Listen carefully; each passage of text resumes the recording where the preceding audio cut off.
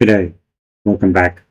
This is my next video in the series on blunders in the World Chess Championship candidates, and we're up to 1968. And 1968, Spassky won the event and went on to beat Trojan, became World Chess Champion in 1969, and then of course it was to Fischer in 1972. Now the candidates itself were in 1968, and we'll just which across the capture screen. The candidates themselves, I'm totally not familiar with them, and they're almost less famous than the interzonal, which was in 1967. And it's because Bobby Fischer was absolutely tearing through that tournament, and then he pulled out after having played 10 rounds, having won 7 of those games. And then the dispute with the organisers becomes familiar.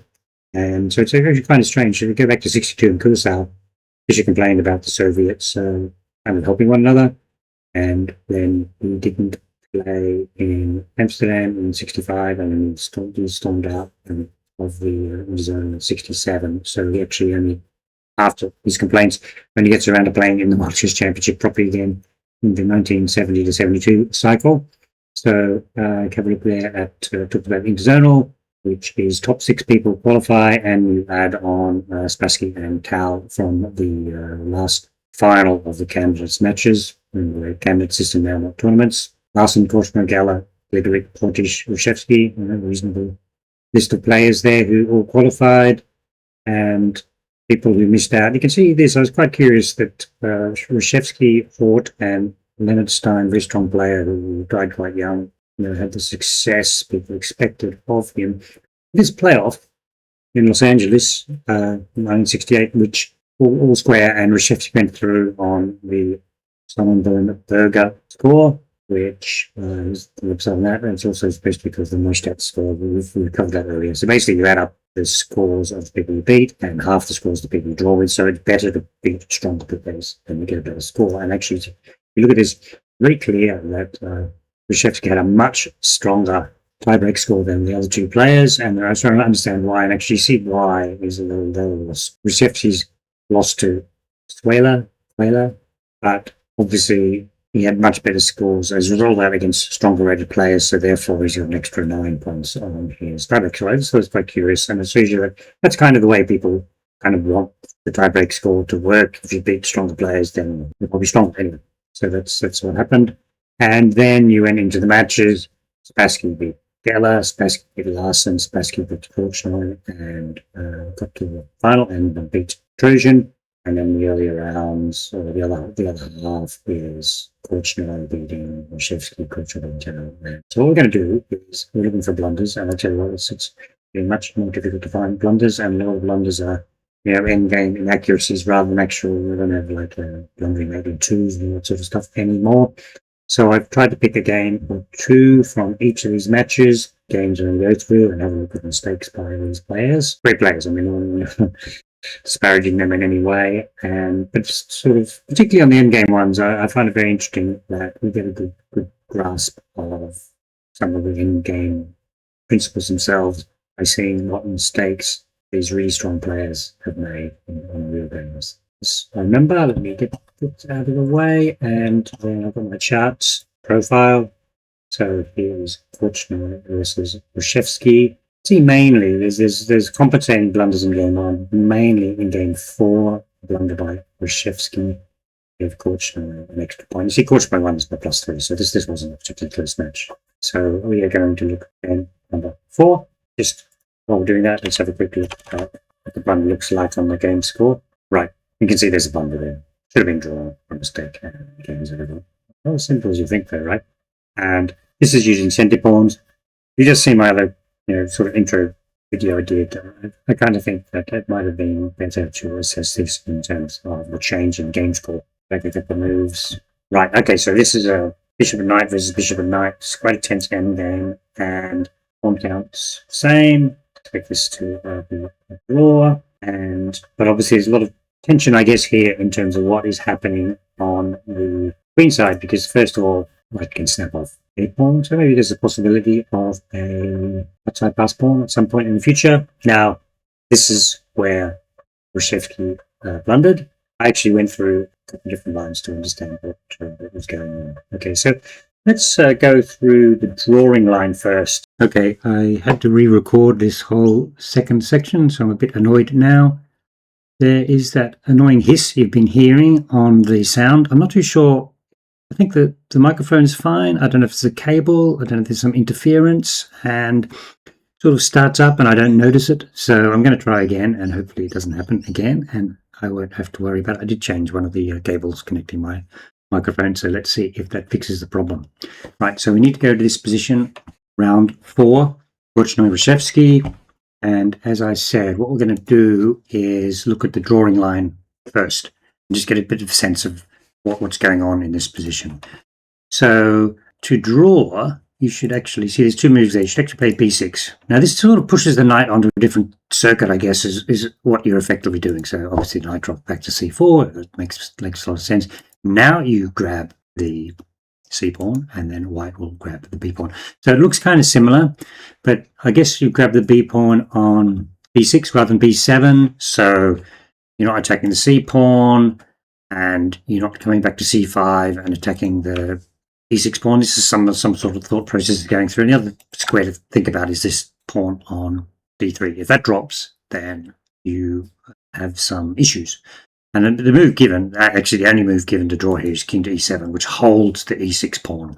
And you can see white, if white could play to c5, he would now be attacking it and probably win it or have a lot of pressure and also be defending the d3 pawn. So you can see the sort of why that knight on b6 is not so good. Push our pawn and then we can just block with knight to b4 and then actually it kind of thinks that white should bail out to a draw with knight back to b6 check. But if he goes to e6, actually the position is now losing because we can scoop up the d3 pawn and it just appears that a pawn's well and truly stopped now and it's actually the dangerous central pawns of black are actually winning. And notice the whole point on all these lines, the white king is in a terrible position. The white king was in a sort of central spot over there and I might change the dynamic of that line. Okay, so that was the line to draw. So let's have a look what happened in the game. Reshevsky played knight takes c2 and let's watch the difference. Knight takes b7, so we're now attacking the pawn on c5 and if we were on that square we would be double attacking the pawn on a6. So Reshevsky pushed his pawn, so now we've got 2 passed pawns on the queen side. That's pretty dangerous. We've grabbed back the d3 pawn, c4 pawn comes off and we end up in this kind of position. This is the game continuation. Now what's the problem here? White's winning mainly because this pawn is too dangerous. Let's see how the game continued. Black starts marching his king across. And then, because I drew quite already, I was saying there's a really nice barrier. There is a spot here the king can go through, but if the king ever tried to do that, then obviously probably the 2 pawns just start marching forward. So that is not what black did. Black attacks both pawns, push one forwards. I think if you take the b pawn, the a pawn goes through, so the king's got to cover. Now bring our king up. It's just such a good position now. We're holding both pawns and we're a pawn up and something going to give here.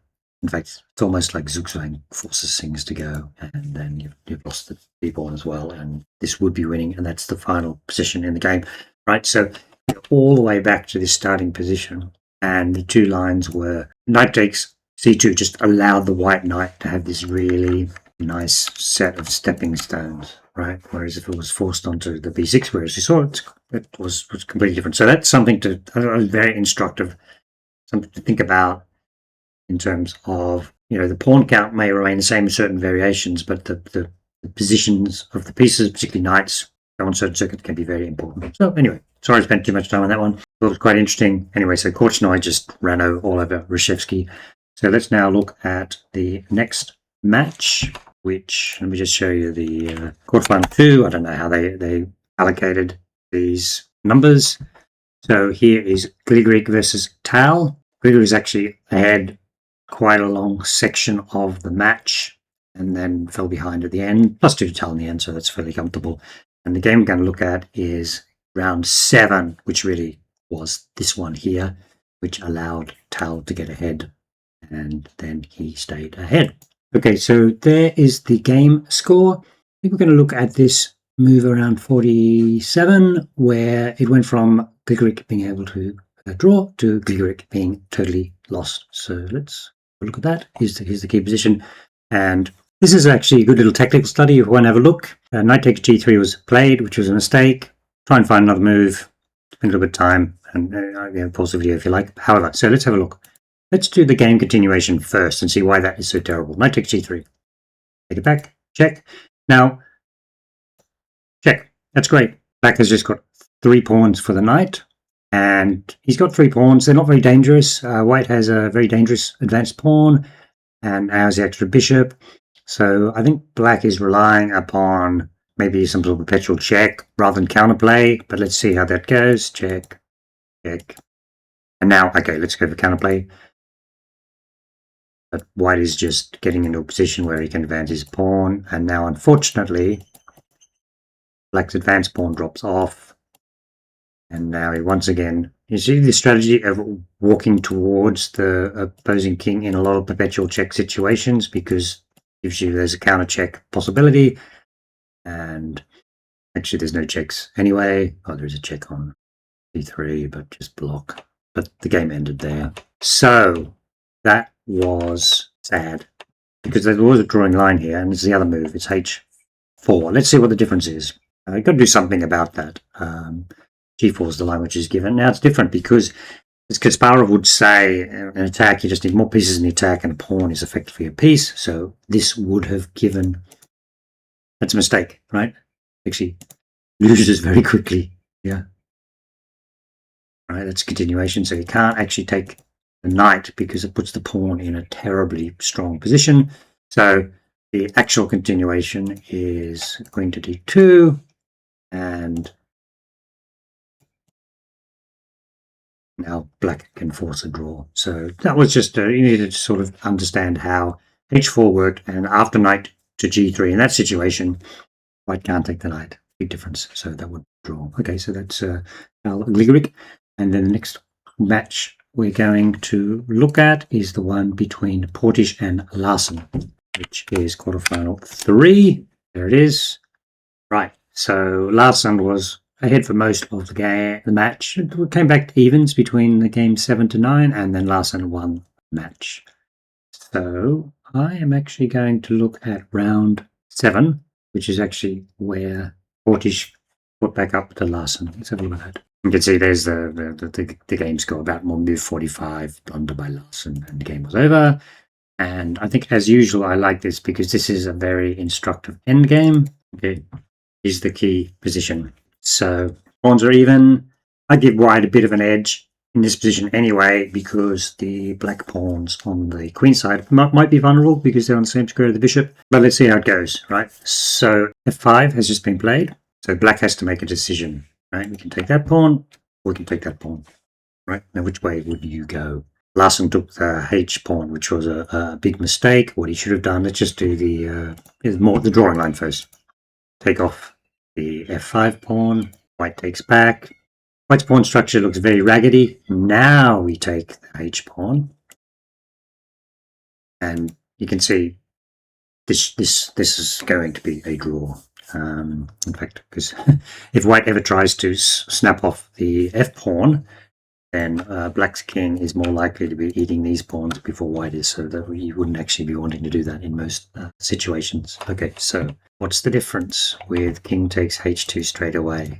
So that's what's the difference? This is the game continuation, and only one winning move actually. Otherwise, white's losing. Right? In fact, we can show that. Let's just show why white is losing if he takes the g6 pawn, for instance. Take it. We can hold our h pawn, and this pawn's dropping. We'll have an extra pawn, and then our king will be able to eat these pawns. And if we take back with the bishop, then hold the pawn once again, and it's the same line. You can't take off that pawn, but you got to, right? I have my engine line stopped there, but let's, for instance, play like that. Well, black's obviously winning that. Right. So king takes h2 is not taking the g6 pawn. it's moving your king back with tempo on the black bishop. And in fact, white now winning. The game continuation was g5 of all things, but let's just try. Let's move our bishop out of the way. Now we take twice. Now, obviously, there's two choices here. You either try and hold the H pawn, or you take off G pawn, right? So I've coded up holding it, and then now king f4. Oh, okay, we do have this coded up. Going to swap off that, and you see this is a terrible position for black. Those pawns are going to drop, and his king can't get across, and the white king can get across. So it's kind of like you're locked out. And in fact, the line given was what, king to f1, an alternative for this stage. What happens? Yeah, the black king just can't get across. This is just a typical continuation of what might happen. And obviously, this white pawn is going through because this bishop will be able to drive this bishop off the diagonal. There are other lines in there, but that's why moving the bishop. You can't move the bishop back, you lose. So the game continuation was g5, as I put up there. Take off the bishop, take off that g pawn. Oh, okay, so do those two pawns give you enough counterplay? Let's move f6, get your pawn out of the way. Otherwise, the black king might have come back and tried to eat it. Okay, let's start advancing our pawns. Problem is that black has to protect this pawn first, and now we've got our bishop controlling one diagonal, and there's no way these pawns are going through. Going to lose all pawns and lose the game. Right, that's where the game ended after bishop g2. So I thought that's really, really instructive. A few positions. Some cases black was winning because his king was better position. Other position white was winning because his king was in better position. So really, really interesting end game, that one. So yeah. Anyway, that helped Portisch get back in the match, but then he got beaten by Larsen. I guess now we're going to move on to the next quarterfinal, which is quarterfinal number 4. Between Spassky and Geller. Okay, you can see that this was a fairly easy win for Spassky, +3, won 3 games. Geller didn't win any. And we're going to look at round number 4, which is this blunder by Geller in this game there. And here's the position. Geller was winning this game really clearly, 500 +4, 500, and then he lost this blunder and then later blunder. Okay, so let's have a look. So look at the position. White's had this attack on the king side, but you can see that it's very well defended by a dark squared bishop. No real sort of way to get through, kind of, at the moment, right? But the problem we got is that we got this square is attacked twice, so you got to think about defending it. And let's, you could rook d8, rook c6. Which one would you play? Okay, so let's have a look at rook to c6 and see what happens. It's game continuation. Rook c6. Okay, but now we break through, and it's not take the bishop back, it's check. King moves up, and as pointed out there, I've done this twice, so this is the annotation. If the rook was on d8, this would be completely different, because now we can take the f6 pawn off, and we're threatening all sorts of horrible mates on the back rank. So bishop f4, game continuation, blocked the knight protection from the rook, so white just defends it. Gonna move the king, check. Threatening horrible discovered check. Took the rook off. And I mean, look, white's retained his material, but I don't think black king is long for this world. Check. Fought to the queen and the bishop, and Geller resigned here. So, and you can see how nicely there's no checks for black on the back rank or on the white long diagonal. Right, okay, so when we go back to the key position where rook c6 was played, play rook d8, that whole tactic just doesn't work, because if you did play it, when you check on h8, you'd have to move your queen straight away. So in this line, g5 is the line to play, is +6 to black according to the engine, right? Have to do that. Swap off the rook. Rook's gone. Attack the bishop. No checks, no nothing. Come back. Attack the bishop. Close the position, and this is just totally winning. We have exchange up, maybe 2 pawns up as well. No mating threats, and actually the white king is the one which is more exposed in this position. What it's suggesting is get rid of the queens, and then now just block that attack on the d6 pawn. Yep. Okay, so that was just defended the wrong way, and Geller lost the game. He could have won. Anyway, but we know Spassky went on to win the World Chess Championship. He's up against the top opposition in this match. So now we're moving on to the semi-finals. It's been called semi-final 1, which is between Tal and Korchnoi. The profile there. Korchnoi got ahead, fought back a little bit, and the game we're going to look at is round 5, which is Tal's second blunder, which got him -2 in this match. Okay, so you can see the game profile there, and we're looking at that blunder about move 25. And unfortunately, because I already did this video and redoing it, some of the annotations are on there already. So I'm highlighting the thing. Basically, this is Tal used the wrong rook. Yeah, so you can see a few moves which work. If we took off the F pawn, these are swapped. That's kind of even.